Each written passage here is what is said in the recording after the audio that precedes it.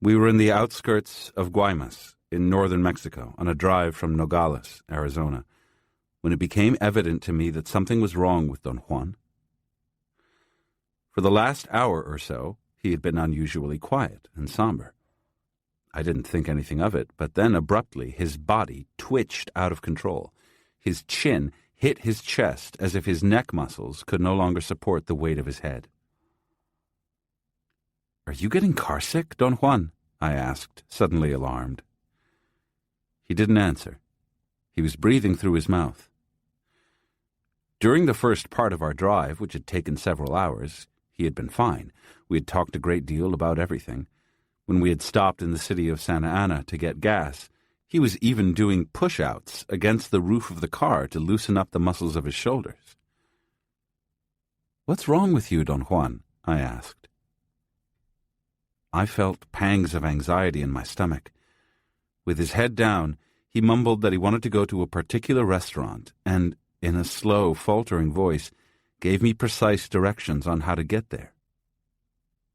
I parked my car on a side street a block from the restaurant. As I opened the car door on my side, he held on to my arm with an iron grip. Painfully, and with my help, he dragged himself out of the car over the driver's seat. Once he was on the sidewalk, he held onto my shoulders with both hands to straighten his back. In ominous silence, we shuffled down the street toward the dilapidated building where the restaurant was. Don Juan was hanging onto my arm with all his weight. His breathing was so accelerated, and the tremor in his body so alarming, that I panicked. I stumbled and had to brace myself against the wall to keep us both from falling to the sidewalk. My anxiety was so intense I couldn't think. I looked into his eyes. They were dull. They didn't have their usual shine. We clumsily entered the restaurant, and a solicitous waiter rushed over, as if on cue, to help Don Juan. "How are you feeling today?" he yelled into Don Juan's ear. He practically carried Don Juan from the door to a table, seated him, and then disappeared. "Does he know you, Don Juan?" I asked when we were seated. Without looking at me, he mumbled something unintelligible. I stood up and went to the kitchen to look for the busy waiter. "Do you know the old man I'm with?" I asked when I was able to corner him. "Of course I know him," he said with the attitude of someone who has just enough patience to answer one question. "He's the old man who suffers from strokes." That statement settled things for me. I knew then that Don Juan had suffered a mild stroke while we were driving. There was nothing I could have done to avoid it, but I felt helpless and apprehensive. The feeling that the worst had not yet happened made me feel sick to my stomach. I went back to the table and sat down in silence. Suddenly, the same waiter arrived with 2 plates of fresh shrimp and 2 large bowls of sea turtle soup. The thought occurred to me that either the restaurant served only shrimp and sea turtle soup, or Don Juan ate the same thing every time he was here. The waiter talked so loudly to Don Juan he could be heard above the clatter of customers. "Hope you like your food," he yelled. "If you need me, just lift your arm. I'll come right away." Don Juan nodded his head affirmatively, and the waiter left, after patting Don Juan affectionately on the back. Don Juan ate voraciously, smiling to himself from time to time. I was so apprehensive that just the thought of food made me feel nauseous. But then I reached a familiar threshold of anxiety, and the more I worried, the hungrier I became. I tried the food and found it incredibly good. I felt somewhat better after having eaten, but the situation hadn't changed, nor had my anxiety diminished. When Don Juan was through eating, he shot his arms straight above his head. In a moment, the waiter came over and handed me the bill. I paid him, and he helped Don Juan stand up. He guided him by the arm out of the restaurant. The waiter even helped him out to the street and said goodbye to him effusively. We walked back to the car in the same laborious way, Don Juan leaning heavily on my arm, panting and stopping to catch his breath every few steps. The waiter stood in the doorway, as if to make sure I wasn't going to let Don Juan fall. Don Juan took 2 or 3 full minutes to climb into the car. "Tell me, what can I do for you, Don Juan?" I pleaded. "Turn the car around," he ordered in a faltering, barely audible voice. "I want to go to the other side of town, to the store. They know me there, too. They are my friends." I told him I had no idea what store he was talking about. He mumbled incoherently and had a tantrum. He stamped on the floor of the car with both feet. He pouted and actually drooled on his shirt. Then he seemed to have an instant of lucidity. I got extremely nervous, watching him struggle to arrange his thoughts. He finally succeeded in telling me how to get to the store. My discomfort was at its peak. I was afraid that the stroke Don Juan had suffered was more serious than I thought. I wanted to be rid of him, to take him to his family or his friends, but I didn't know who they were. I didn't know what else to do. I made a U-turn and drove to the store, which he said was on the other side of town. I wondered about going back to the restaurant to ask the waiter if he knew Don Juan's family. I hoped someone in the store might know him. The more I thought about my predicament, the sorrier I felt for myself. Don Juan was finished. I had a terrible sense of loss, of doom. I was going to miss him, but my sense of loss was offset by my feeling of annoyance at being saddled with him at his worst. I drove around for almost an hour, looking for the store. I couldn't find it. Don Juan admitted that he might have made a mistake, that the store might be in a different town. By then, I was completely exhausted and had no idea what to do next. In my normal state of awareness, I always had the strange feeling that I knew more about him than my reason told me. Now, under the pressure of his mental deterioration, I was certain, without knowing why, that his friends were waiting for him somewhere in Mexico, although I didn't know where. My exhaustion was more than physical. It was a combination of worry and guilt. It worried me that I was stuck with a feeble old man who might, for all I knew, be mortally ill, and I felt guilty for being so disloyal to him. I parked my car near the waterfront. It took nearly 10 minutes for Don Juan to get out of the car. We walked toward the ocean, but as we got closer, Don Juan shied like a mule and refused to go on. He mumbled that the water of Guaymas Bay scared him. He turned around and led me to the main square, a dusty plaza without even benches. Don Juan sat down on the curb. A street-cleaning truck went by, rotating its steel brushes, but no water was squirting into them. The cloud of dust made me cough. I was so disturbed by my situation that the thought of leaving him sitting there crossed my mind.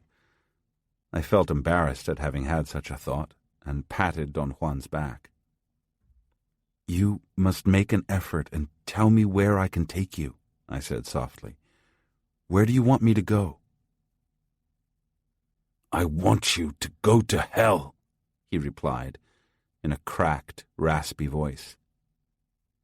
Hearing him speak to me like this, I had the suspicion that Don Juan might not have suffered from a stroke, but some other crippling brain condition that had made him lose his mind and become violent. Suddenly, he stood up and walked away from me. I noticed how frail he looked. He had aged in a matter of hours. His natural vigor was gone, and what I saw before me was a terribly old, weak man. I rushed to lend him a hand. A wave of immense pity enveloped me. I saw myself, old and weak, barely able to walk. It was intolerable. I was close to weeping, not for Don Juan, but for myself. I held his arm and made him a silent promise that I would look after him no matter what. I was lost in a reverie of self-pity when I felt the numbing force of a slap across my face. Before I recovered from the surprise, Don Juan slapped me again across the back of my neck. He was standing facing me, shivering with rage. His mouth was half open and shook uncontrollably. "Who are you?" he yelled in a strained voice. He turned to a group of onlookers who had immediately gathered. "I don't know who this man is," he said to them. "Help me. I'm a lonely old Indian. He's a foreigner and he wants to kill me. They do that to helpless old people, kill them for pleasure." There was a murmur of disapproval. Various young, husky men looked at me menacingly. "What are you doing, Don Juan?" I asked him in a loud voice. I wanted to reassure the crowd that I was with him. "I don't know you," Don Juan shouted. "Leave me alone." He turned to the crowd and asked them to help him. He wanted them to restrain me until the police came. "Hold him," he insisted, "and someone please call the police. They'll know what to do with this man." I had the image of a Mexican jail. No one would know where I was. The idea that months would go by before someone noticed my disappearance made me react with vicious speed. I kicked the first young man who came close to me, then took off at a panicked run. I knew I was running for my life. Several young men ran after me. As I raced toward the main street, I realized that in a small city like Guaymas there were policemen all over the place, patrolling on foot. There were none in sight, and before I ran into one, I entered the first store in my path. I pretended to be looking for curios. The young men running after me went by noisily. I conceived a quick plan, to buy as many things as I could. I was counting on being taken for a tourist by the people in the store. Then I was going to ask someone to help me carry the packages to my car. It took me quite a while to select what I wanted. I paid a young man in the store to help me carry my packages, but as I got closer to my car, I saw Don Juan standing by it, still surrounded by people. He was talking to a policeman who was taking notes. It was useless. My plan had failed. There was no way to get to my car. I instructed the young man to leave my packages on the sidewalk. I told him a friend of mine was going to drive by presently to take me to my hotel. He left, and I remained hidden behind the packages I was holding in front of my face, out of sight of Don Juan and the people around him. I saw the policeman examining my California license plates, and that completely convinced me I was done for. The accusation of the crazy old man was too grave, and the fact that I had run away would have only reinforced my guilt in the eyes of any policeman. Besides, I wouldn't have put it past a policeman to ignore the truth just to arrest a foreigner. I stood in the doorway for perhaps an hour. The policeman left, but the crowd remained around Don Juan, who was shouting and agitatedly moving his arms. I was too far away to hear what he was saying, but I could imagine the gist of his fast, nervous shouting. I was in desperate need of another plan. I considered checking into a hotel and waiting there for a couple of days before venturing out to get my car. I thought of going back to the store and having them call a taxi.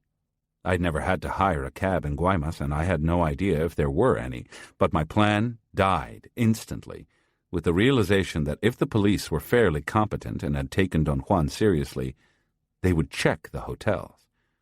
Perhaps the policeman had left Don Juan in order to do just that. Another alternative that crossed my mind was to get to the bus station and catch a bus to any town along the international border, or to take any bus leaving Guaymas in any direction. I abandoned the idea immediately. I was sure Don Juan had given my name to the policeman, and the police had probably already alerted the bus companies. My mind plunged into blind panic. I took short breaths to calm my nerves. I noticed then that the crowd around Don Juan was beginning to disperse. The policeman returned with a colleague, and the two of them moved away, walking slowly toward the end of the street. It was at that point that I felt a sudden, uncontrollable urge. It was as if my body were disconnected from my brain. I walked to my car, carrying all the packages. Without even the slightest trace of fear or concern, I opened the trunk, put the packages inside, then opened the driver's door. Don Juan was on the sidewalk by my car, looking at me absent-mindedly. I stared at him with a thoroughly uncharacteristic coldness. Never in my life had I had such a feeling. It wasn't hatred I felt, or even anger. I wasn't even annoyed with him. What I felt was not resignation or patience either, and it was certainly not kindness. Rather, it was a cold indifference, a frightening lack of pity. At that instant, I couldn't have cared less about what happened to Don Juan or myself. Don Juan shook his upper body the way a dog shakes itself dry after a swim. And then, as if all of it had only been a bad dream, he was again the man I knew. He quickly turned his jacket inside out. It was a reversible jacket, beige on one side and black on the other. Now he was wearing a black jacket. He threw his straw hat inside the car and carefully combed his hair. He pulled his shirt collar over the jacket collar, instantly making himself look younger. Without saying a word, he helped me put the rest of the packages in the car. When the two policemen ran back to us, blowing their whistles, drawn by the noise of the car doors being opened and closed, Don Juan very nimbly rushed to meet them. He listened to them attentively and assured them they had nothing to worry about. He explained that they must have encountered his father, a feeble old Indian who suffered from brain damage. As he talked to them, he opened and closed the car doors as if checking the locks. He moved the packages from the trunk to the back seat. His agility and youthful strength were the opposite of the old man's movements of a few minutes ago. I knew that he was acting for the benefit of the policeman who had seen him before. If I had been that man, there would have been no doubt in my mind that I was now seeing the son of the old brain-damaged Indian. Don Juan gave them the name of the restaurant where they knew his father, and then bribed them, shamelessly. I didn't bother to say anything to the policeman. There was something that made me feel hard, cold, efficient, silent. We got in the car without a word.